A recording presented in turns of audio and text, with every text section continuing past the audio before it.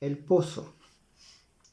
Con los brazos arremangados y llevando sobre la cabeza un cubo lleno de agua, Rosa atravesaba el espacio libre que había entre las habitaciones y el pequeño huerto, cuya cerca de ramas y troncos secos se destacaba oscura, casi negra, en el suelo arenoso de la campiña polvorienta. El rostro moreno, asaz encendido de la muchacha, tenía toda la frescura de los 16 años y la suave y cálida coloración de la fruta no tocada todavía. En sus ojos verdes, sombreados por largas pestañas, había una expresión desenfrenada y picaresca, y su boca de labios rojos y sensuales mostraba al reír 2 hileras de dientes blancos que envidiaría una reina. Aquella postura, con los brazos en alto, hacía resaltar en el busto opulento ligeramente echado atrás y bajo el corpiño de burda tela sus senos firmes, redondos e incitantes. Al andar cimbrábanse el flexible talle y la ondulante falda de percal azul que modelaba sus caderas de hembra bien conformada y fuerte. Pronto se encontró delante de la puertecilla que daba acceso al cercado y penetró en su interior. El huerto muy pequeño estaba plantado de hortalizas cuyos cuadros mustios y marchitos empezó la joven a refrescar con el agua que había traído. Vuelta de espalda hacia la entrada, introducía en el cubo puesto en tierra ambas manos y lanzaba el líquido con fuerza delante de sí. Absorta en esta operación, no se dio cuenta de que un hombre, deslizándose sigilosamente por el postigo entreabierto, avanzó hacia ella a paso de lobo, evitando todo rumor. El recién llegado era un individuo muy joven, cuyo rostro pálido, casi imberbe, estaba iluminado por 2 ojos oscuros llenos de fuego. Un ligero bozo apuntaba en su labio superior, y el cabello negro y lacio que caía sobre su frente deprimida y estrecha le daba un aspecto casi infantil. Vestía una camiseta de rayas blancas y azules, pantalón gris y calzaba alpargatas de cáñamo. El leve roce de las hojas secas que tapizaban el suelo hizo volverse a la joven rápidamente y una expresión de sorpresa y de marcado disgusto se pintó en su expresiva fisonomía. El visitante se detuvo frente a un cuadro de coles y de lechugas que lo separaba de la moza y se quedó inmóvil, devorándola con la mirada. La muchacha, con los ojos bajos y el ceño fruncido, callaba enjugando las manos en los pliegues de su traje. Rosa, dijo el mozo con tono jovial y risueño, pero que acusaba una emoción mal contenida. ¿Qué a tiempo te volviste? Vaya con el susto que te habría dado. Y cambiando de acento, con voz apasionada e insinuante, prosiguió. Ahora que estamos solos me dirás qué es lo que te han dicho de mí, porque no me oyes y te escondes cuando quiero verte. La interpelada permaneció silenciosa y su aire de contrariedad se acentuó. El reclamo amoroso se hizo tierno y suplicante. Rosa, imploró la voz, ¿tendré tan mala suerte que desprecies este cariño, este corazón que es más tuyo que mío? Acuérdate que éramos novios, que me querías. Con acento reconcentrado, sin levantar la vista del suelo, la moza respondió, Nunca te dije nada. Es cierto, pero tampoco te esquivabas cuando te hablaba de amor. Y el día que te juré casarme contigo no me dijiste que no. Al contrario, te reías y con los ojos me dabas el sí. Creí que lo decías en broma. Una forzada sonrisa vagó por los labios del galán y en tono de doloroso reproche contestó. Broma, mira, aunque se rían de mí porque me caso a fardo cerrado, di una palabra, y ahora mismo voy a buscar el cura para que nos eche las bendiciones. Rosa, cuya impaciencia y fastidio habían ido en aumento, por toda respuesta se inclinó, tomó el balde y dio un paso hacia la puerta. El mozo se interpuso y con tono sombrío y resuelto exclamó, No te irás de aquí mientras no me digas por qué has cambiado de ese modo. Una oleada de sangre coloreó el pálido rostro del muchacho. Un relámpago brotó de sus ojos y con voz trémula por el dolor y por la cólera profirió: «Ah, perra, ya sé quién es el que te ha puesto así, pero antes que se salga con la suya, como hay Dios que le arrancaré la lengua y el alma». Rosa, erguida delante de él, lo contemplaba hosca y huraña. «Por última vez, ¿quieres o no ser mi mujer?». «Nunca», dijo con fiereza la joven, «primero muerta». La mirada con que acompañó sus palabras fue tan despreciativa y había tal expresión de desafío en sus verdes y luminosas pupilas que el muchacho quedó un instante como atontado, sin hallar qué responder. Pero de improviso, ebrio de despecho y de deseos, dio un salto hacia la moza, la cogió por la cintura y, levantándola en el aire, la tumbó sobre la hojarasca. Una lucha violentísima se entabló. La joven, robusta y vigorosa, opuso una desesperada resistencia y sus dientes y sus uñas se clavaron con furor en la mano que sofocaba sus gritos y le impedía demandar socorro. Una aparición inesperada la salvó. Un segundo individuo estaba de pie en el umbral de la puerta.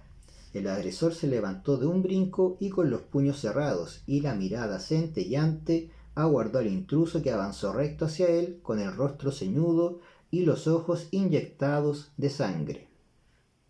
Rosa, con las mejillas encendidas, surcadas por lágrimas de fuego, reparaba junto a la cerca el desorden de sus ropas. Las desgarraduras del corpiño dejaban entrever tesoros de ocultas bellezas que su dueña esmerábase en poner a cubierto con el pañolillo anudado al cuello, avergonzada y llorosa.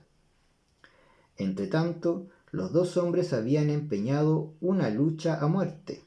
La primera embestida furibunda y rabiosa puso de manifiesto su vigor y destreza de combatientes. El defensor de la muchacha, también muy joven, era un palmo más alto que su antagonista. De anchas espaldas y fornido pecho, era todo un buen mozo, de ojos claros, rizado cabello y rubios bigotes.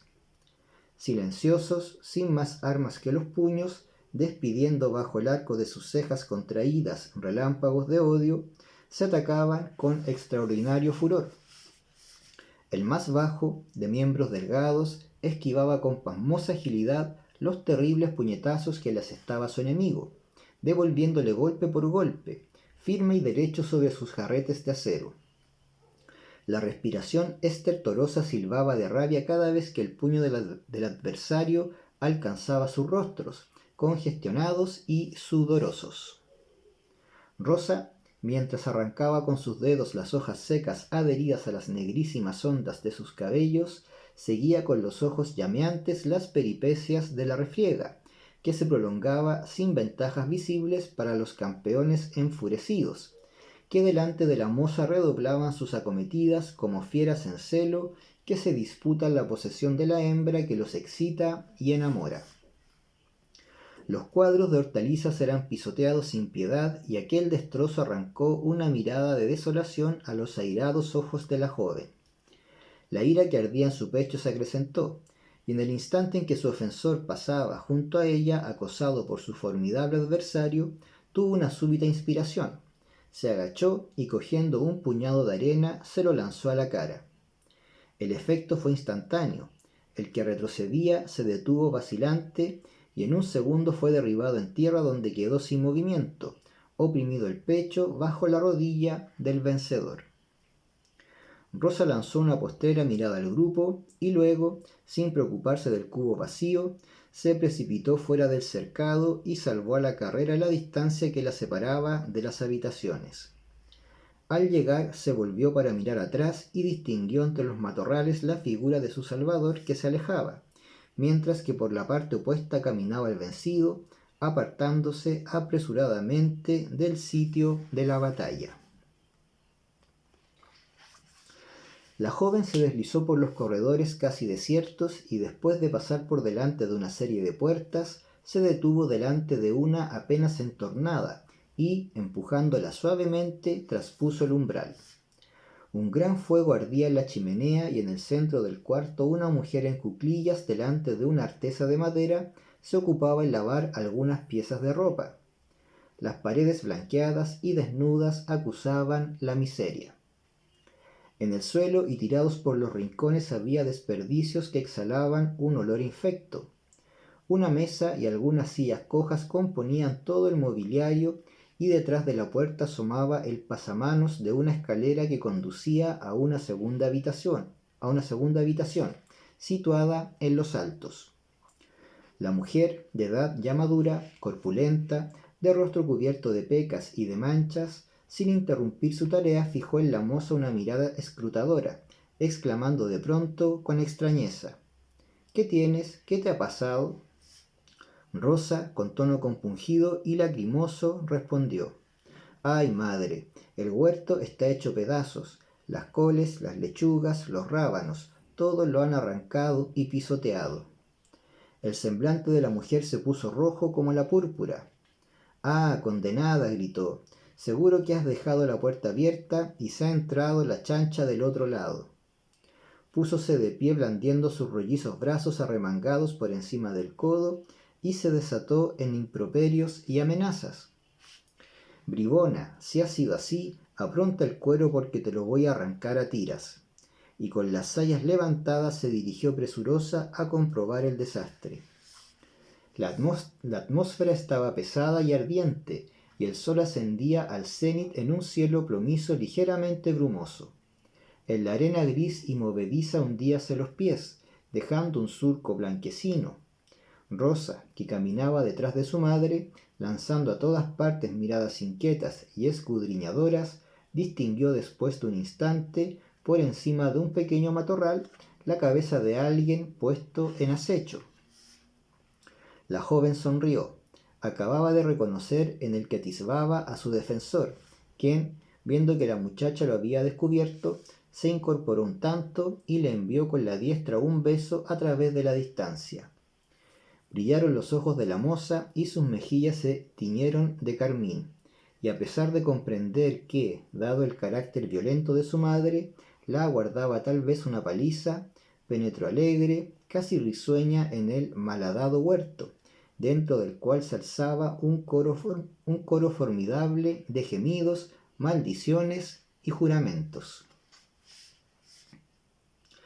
Hija única, Rosa ayudaba a su madre en los quehaceres domésticos, mientras el padre, viejo barretero, luchaba encarnizadamente debajo de la tierra para ganar el mísero salario que era el pan de cada día.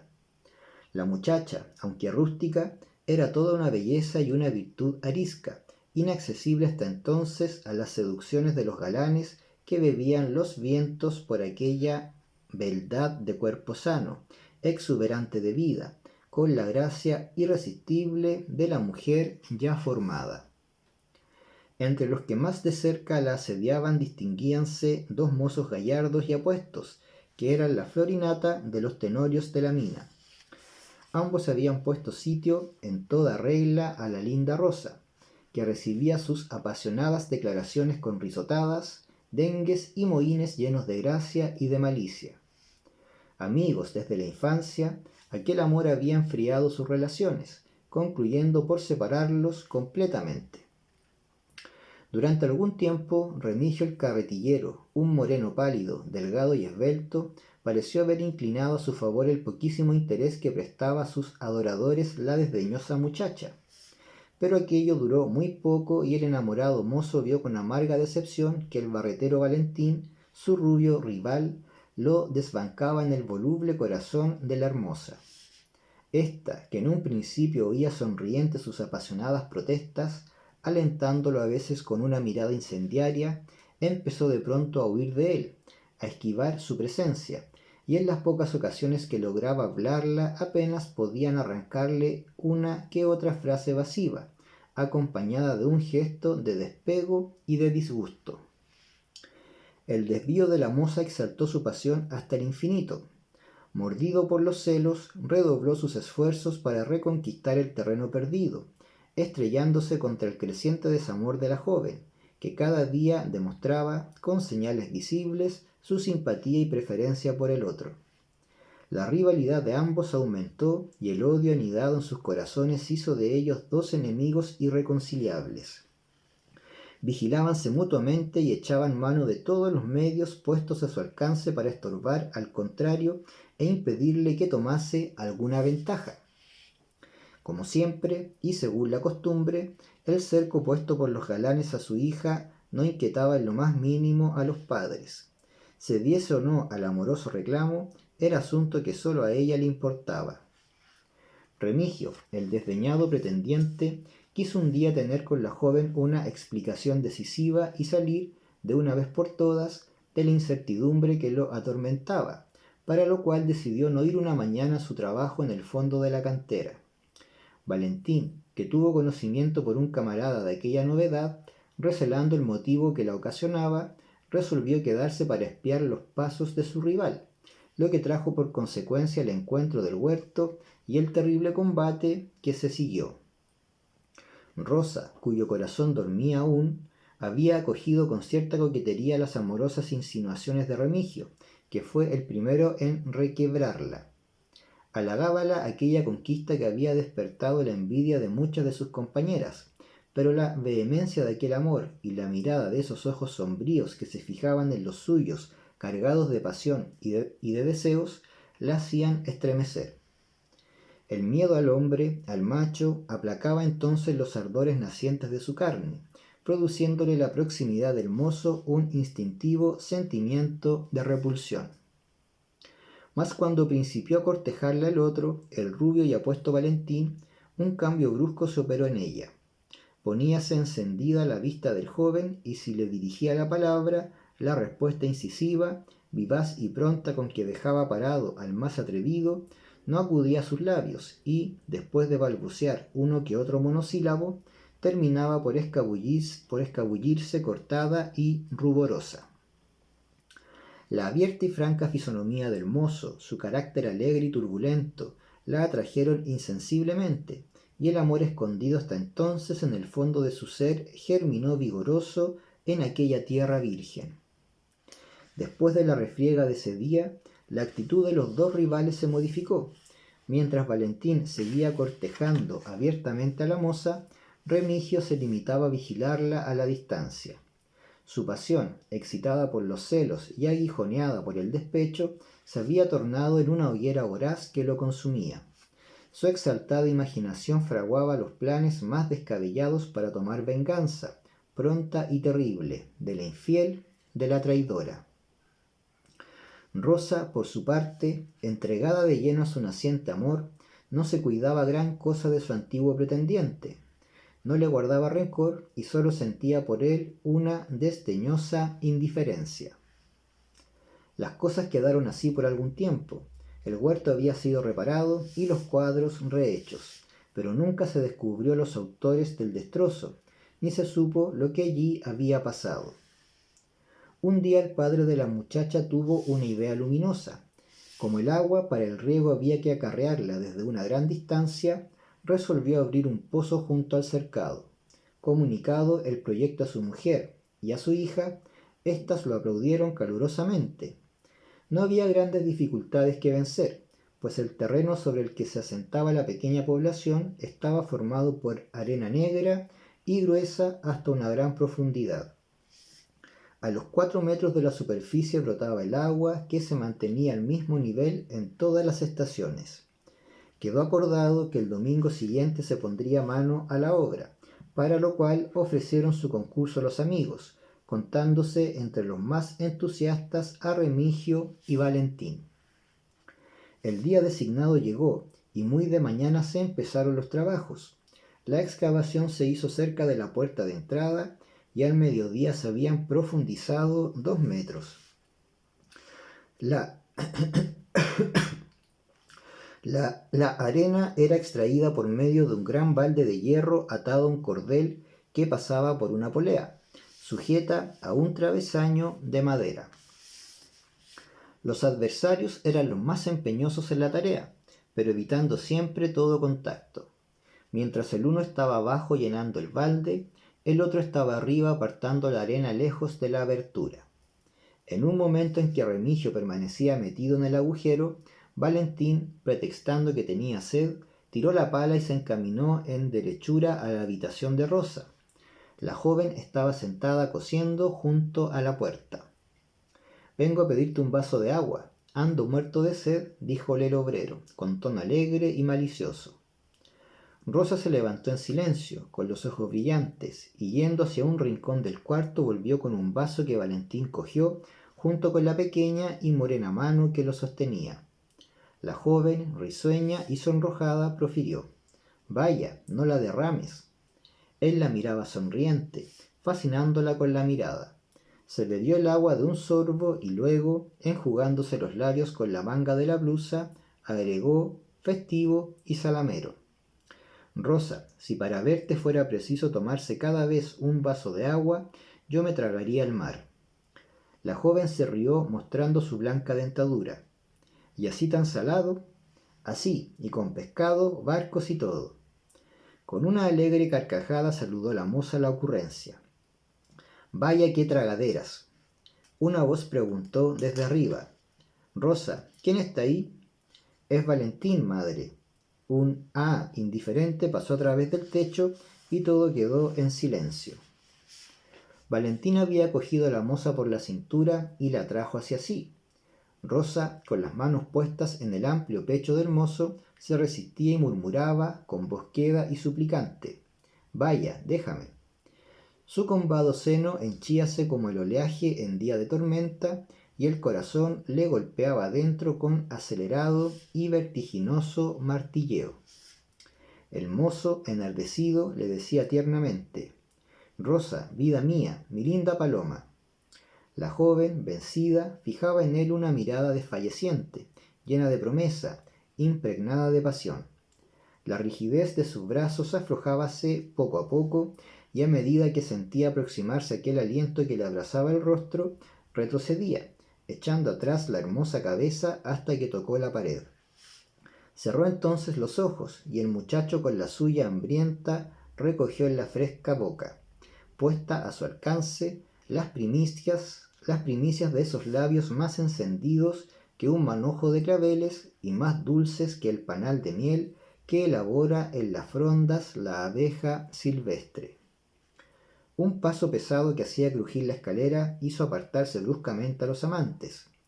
El obrero abandonó el cuarto diciendo en voz alta: «Gracias, Rosa, hasta luego». La joven, agitada y trémula, cogió de nuevo la aguja, pero su pulso estaba tembloroso y se pinchaba cada instante. Valentín, mientras caminaba hacia el pozo, pensaba henchido de júbilo que el triunfo final estaba próximo. Si la ocasión protectora de los amantes se presentaba, la rústica belleza sería suya. Su experiencia de avezado galanteador le daba de ello la certeza, y no pudo menos que lanzar a Remigio una mirada triunfante cuando uno de los compañeros le dijo con sorna: «¿Qué tal el agua? ¿Apagaste la sed?». Retorciéndose el rubio bigote, contestó sentenciosamente: «Dios sabe más y averigua menos». Al caer la tarde el pozo quedó terminado. Tenía 4 metros de hondura y 2 de diámetro, y del fondo el agua borbotaba lentamente. Los obreros se apartaron de allí y se fueron a la sombra del corredor a preparar la armadura de madera destinada a impedir el desmoronamiento de las frágiles paredes de la excavación. Remigio se quedó un instante para arreglar un desperfecto de la polea, y cuando terminada la compostura iba a seguir tras sus compañeros, la falda azul de Rosa entrevista a través del ramaje de la cerca lo hizo mudar de determinación, y cogiéndose de la cuerda se deslizó dentro del agujero. La joven, que no lo había visto, iba a coger algunas hortalizas para la merienda y pensaba echar al paso una mirada a la obra y ver si ya el agua empezaba a subir. Remigio, de pie, arrimado a la húmeda muralla, aguardaba callado e inmóvil. Rosa se acercó con precaución hasta el borde de la abertura y miró dentro. La presencia del mozo la sorprendió, pero luego una picaresca sonrisa asomó a sus labios. Alargó la mano, cogió la cuerda, cuya extremidad estaba arriba atada a una estaca, y de un brusco tirón hizo subir el balde hasta la polea y lo mantuvo allí enrollando el resto del cordel en uno de los soportes del travesaño. El obrero no trató de impedir aquella maniobra. había alcanzado a percibir el fugaz rostro de la joven cuando se inclinaba hacia abajo, y aquella broma le pareció un síntoma favorable de su desairada situación. Alzó la vista y se quedó esperando con impaciencia el resultado de la jugarreta. De pronto oyó una exclamación ahogada, y algo semejante al rumor de una lucha vino a interrumpir el silencio de aquella muda escena. Enderezóse como si hubiera visto una serpiente, y aguzando el oído se puso a escuchar con toda su alma. Una voz armoniosa, blanda como una queja, murmuraba frases entrecortadas y suplicantes, y otra más grave y varonil le respondía con un murmullo apasionado y ardiente. El ruido pareció alejarse en dirección del huerto. El póstigo se cerró con estrépito, las hojas secas crujieron como el lecho blando y muelle que recibe su carga nocturna, y todo rumor se apagó. Remigio se puso pálido como un muerto, crispáronse sus músculos y sus dientes rechinaron de furor. Había reconocido la voz de Valentín, y en un acceso de cólera salvaje se revolvió como un tigre dentro del pozo, golpeando con los puños las húmedas paredes y dirigiendo hacia arriba miradas enloquecidas por la rabia y la desesperación. De improviso sintió que desgarraba sus carnes la hoja de un agudísimo puñal. Un grito ligero, rápido como el aleteo de un pájaro, había cruzado encima de él. Toda la sangre se le agolpó al corazón, empañáronse sus ojos y una roja llamarada lo deslumbró. Y mientras por la atmósfera cálida y sofocante resbalaba la acariciadora y rítmica sinfonía de los ósculos fogosos e interminables, Remigio, dentro del hoyo, sufría las torturas del infierno.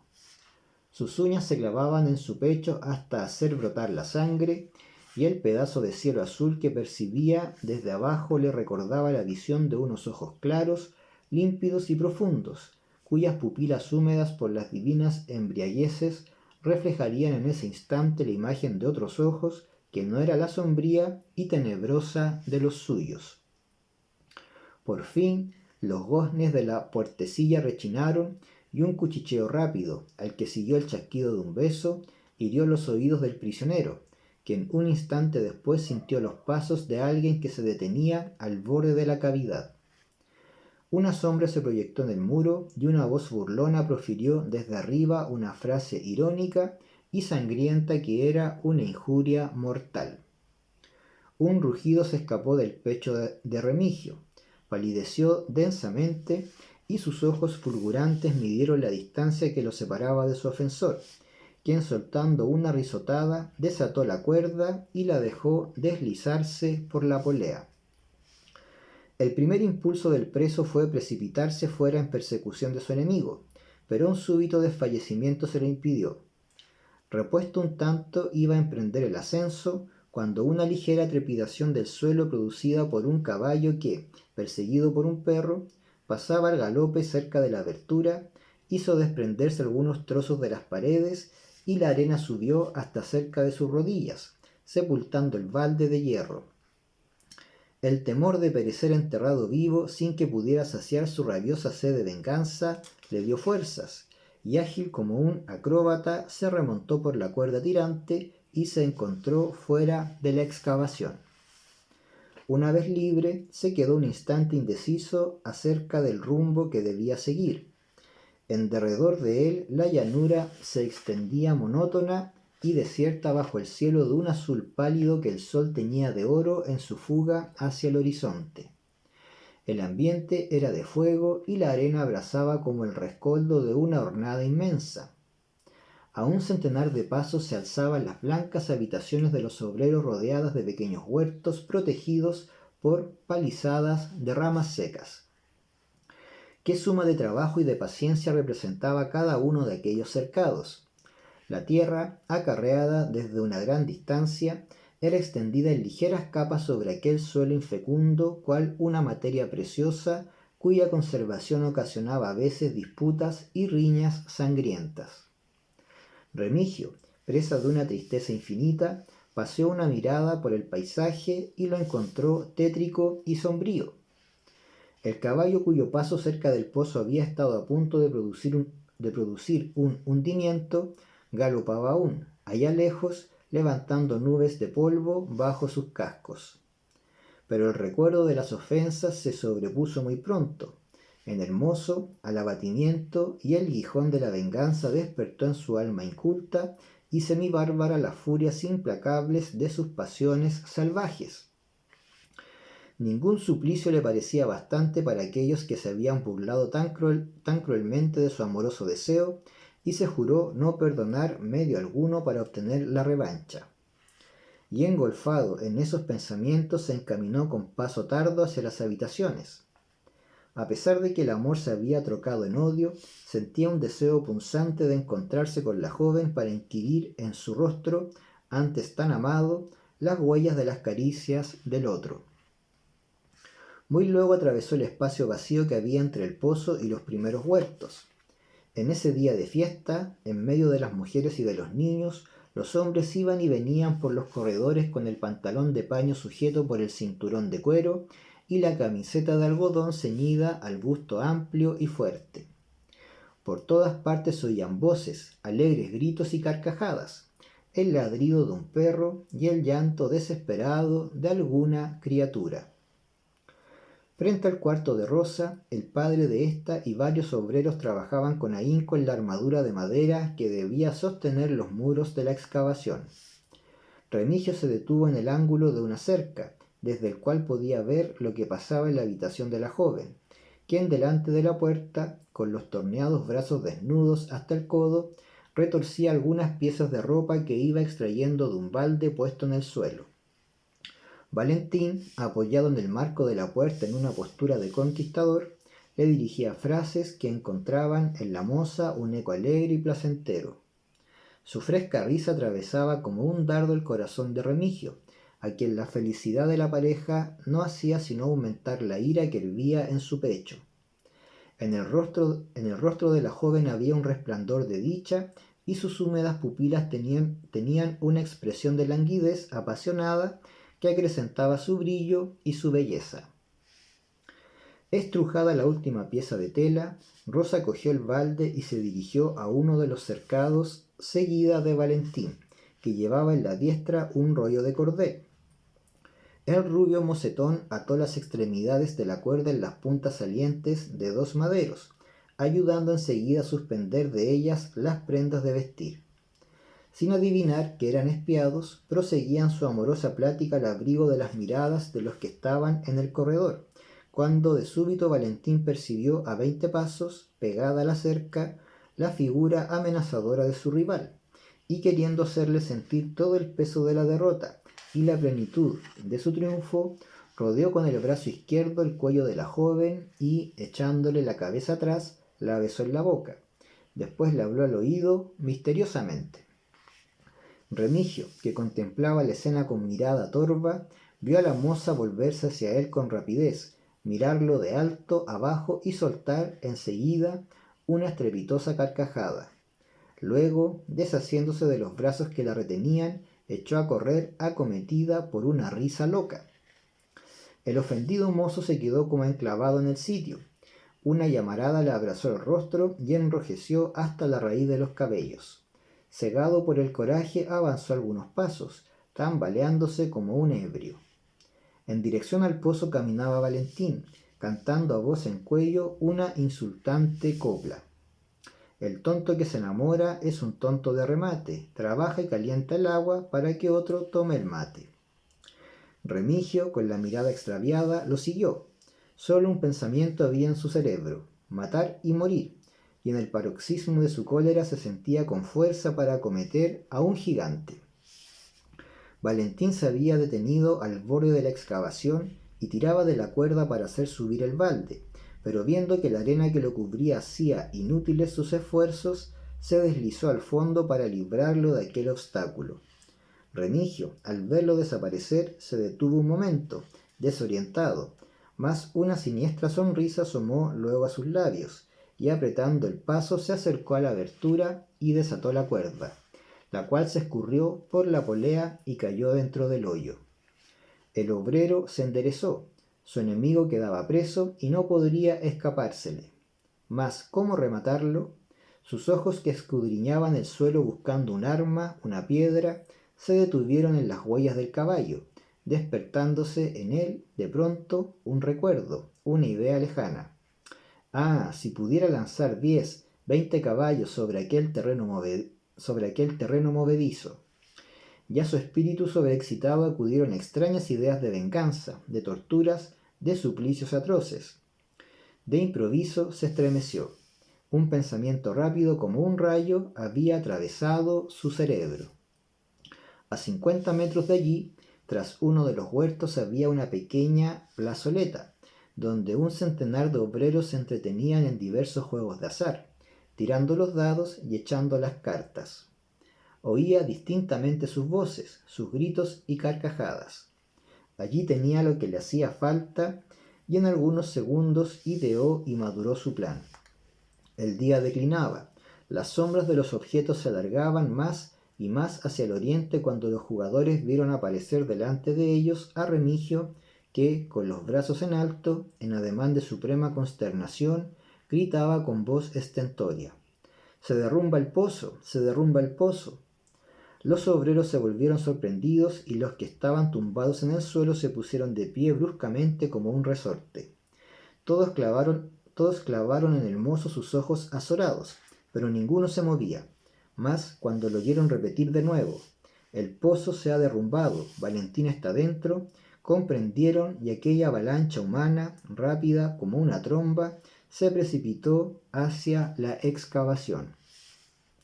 Entretanto, Valentín, ignorante del peligro que corría, había extraído el balde, el cual, por no ser allí necesario, le había sido reclamado por la madre de Rosa.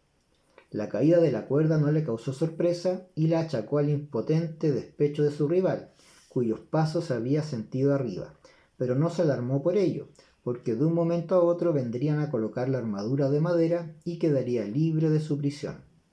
Mas cuando oyó el lejano clamoreo y la frase «se derrumba el pozo», llegó distintamente hasta él, sintió el aletazo del miedo y la amenaza de un peligro desconocido hizo encogérsele el corazón. El tropel llegaba como una luz. El obrero dirigió a lo alto una mirada despavorida y vio con espanto desprenderse pedazos de las paredes. La arena se deslizaba como un líquido negro y espeso que se amontonaba en el fondo y subía a lo largo de sus piernas. Dio un grito terrible. El suelo se conmovió súbitamente y un haz apretado de cabezas, formando un círculo estrecho en torno de la abertura, se inclinó con avidez hacia abajo. Un alarido ronco se escapaba de la garganta de Valentín. «Por Dios, hermanos, sáquenme de aquí». La arena le llegaba al pecho y, como el agua en un recipiente, seguía subiendo con intermitencias, lenta y silenciosamente. En derredor del pozo la muchedumbre aumentaba por instantes. Los obreros se oprimían, se estrujaban, ansiosos por ver lo que pasaba abajo. Un vocerío inmenso atronaba el aire. Oían las órdenes más contradictorias. Algunos pedían cuerdas y otros gritaban: «No, no, traigan palas». Habíase pasado debajo de los brazos de Valentín un cordel, del cual los de arriba tiraban con furia, pero la arena no soltaba la presa. La retenía con tentáculos invisibles que se adherían al cuerpo de la víctima y la sujetaban con su húmedo y terrible abrazo. Algunos obreros viejos habían hecho inútiles esfuerzos para alejar a la ávida multitud, cuyas pisadas removiendo el suelo no harían sino precipitar la catástrofe. El grito «el pozo se derrumba» había dejado vacías las habitaciones. Hombres, mujeres y niños corrían desolados hacia aquel sitio, coadyuvando así, sin saberlo, al siniestro plan de Remigio, quien, con los brazos cruzados, feroz y sombrío, contemplaba a la distancia el éxito de la estratagema. Rosa pugnaba en vano por acercarse a la abertura. Sus penetrantes gritos de angustia resonaban por encima del clamor general, pero nadie se cuidaba de su desesperación y la barrera que le cerraba el camino se hacía cada instante más infranqueable y tenaz. De pronto un movimiento se produjo en la turba. Una anciana desgreñada, despavorida, hendió la masa viviente que se separaba silenciosa para darle paso. Un gemido salía de su pecho. mi hijo, hijo de mi alma. Llegó al borde y sin vacilar se precipitó dentro del hoyo. Valentín clamó con indecible terror: «Madre, sáqueme de aquí». Aquella marea implacable que subía lenta, sin detenerse, lo cubría ya hasta el cuello, y de improviso, como si el peso que gravitaba encima hubiese sufrido un aumento repentino, se produjo un nuevo desprendimiento, y la lívida cabeza con los cabellos erizados por el espanto desapareció, apagándose instantáneamente su ronco grito de agonía. Pero, un momento después, surgió de nuevo, los ojos fuera de las órbitas y la abierta boca llena de arena. La madre, escarbando rabiosamente aquella masa movediza, había logrado otra vez poner en descubierto la amoratada faz de su hijo, y una lucha terrible se trabó entonces en derredor de la rubia cabeza del agonizante. La anciana, puesta de rodillas, con el auxilio de sus manos, de sus brazos y de su cuerpo, rechazaba, lanzando alaridos de pavor y de locura, las arenosas ondas que subían, cuando el último hundimiento tuvo lugar. La corteza sólida, carcomida por debajo, se rompió en varios sitios. Los que estaban cerca de los bordes sintieron que el piso cedía súbitamente bajo sus pies y rodaron en confuso montón dentro de la hendidura. El pozo se había cegado, la arena cubría a la mujer hasta los hombros y sobrepasaba más de 1 metro por encima de la cabeza de Valentín. Cuando después de 1 hora de esforzada y ruda labor se extrajo el cadáver, el sol había ya terminado su carrera, la llanura se poblaba de sombras y desde el occidente un inmenso haz de rayos rojos, violetas y anaranjados surgía debajo del horizonte y se proyectaba en abanico hacia el cenit.